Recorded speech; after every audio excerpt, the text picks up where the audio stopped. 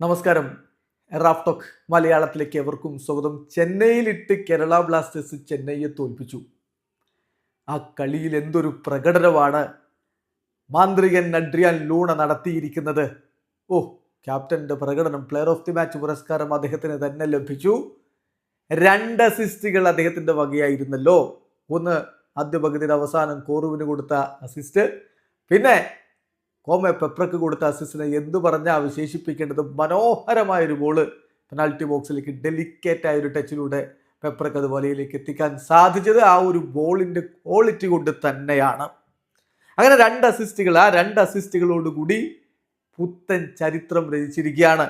ISLന്റെ ചരിത്രത്തിൽ Kerala Blasters versus Chennaiyin FC പോരാട്ടത്തിൽ ഏറ്റവും അധികം അസിസ്റ്റുകൾ കുറിച്ച താരമായിട്ട് അദ്ദേഹം മാറിയിരിക്കുന്നു. സാക്ഷാൽ റാഫേൽ ക്രിവിയാരോയാണ് മറികടന്നിരിക്കുന്നത്. റാഫേൽ ക്രിവിയാരോയും അതുപോലെ അഡ്രിയാൻ ലൂണയും 4 വീതം അസിസ്റ്റുകളാണ് KBFC വേഴ്സസ് CFC ഫിക്സറിൽ ഇതുവരെ നേടിയിരുന്നത്.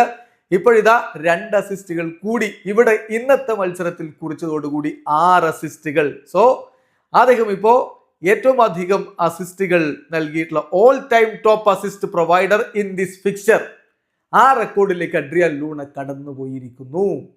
ഇത് അർഹിച്ച ഒരു റെക്കോർഡ് തന്നെയാണ്. മാത്രമല്ല, ഈ കളിയിൽ അദ്ദേഹത്തിന്റെ പ്രകടനം ഒന്ന് എടുത്തു നോക്കുക.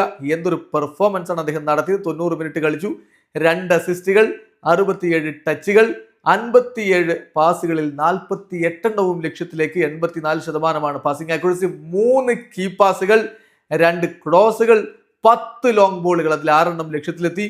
ഒരു ബിഗ് ചാൻസ് അദ്ദേഹം ക്രിയേറ്റ് ചെയ്തു. 3 ഗ്രൗണ്ട് ഡ്യുവൽസിൽ 2 വിൻ ചെയ്തു. ഒരു ഏരിയൽ ഡ്യുവൽ അദ്ദേഹത്തിന്റെ വകയുണ്ടായിരുന്നു. അങ്ങനെ അതിമനോഹരമായ പെർഫോമൻസ്, ഒരു ഇന്റർസെപ്ഷൻ, 2 ടാക്കിളുകൾ, എങ്ങനെ നോക്കിയാലും കിടിലൻ പെർഫോമൻസ് ആണ് അഡ്രിയാൻ ലൂണ നടത്തിയിരിക്കുന്നത്. അതുകൊണ്ട് തന്നെ ബ്ലാസ്റ്റേഴ്സിന്റെ മാന്ത്രിക നീക്കങ്ങൾ കണ്ടൊരു ദിവസം. ഈ രാവ് മാന്ത്രികൻ പൊളിച്ചടുക്കിയ രാവാണ്. വീഡിയോ അവസാനിക്കുന്നത്. ഫുട്ബോൾ ലോകത്തെ കൂടുതൽ വിശേഷങ്ങളുമായി റാഫ്ടോക്സ് വീണ്ടും എത്താം.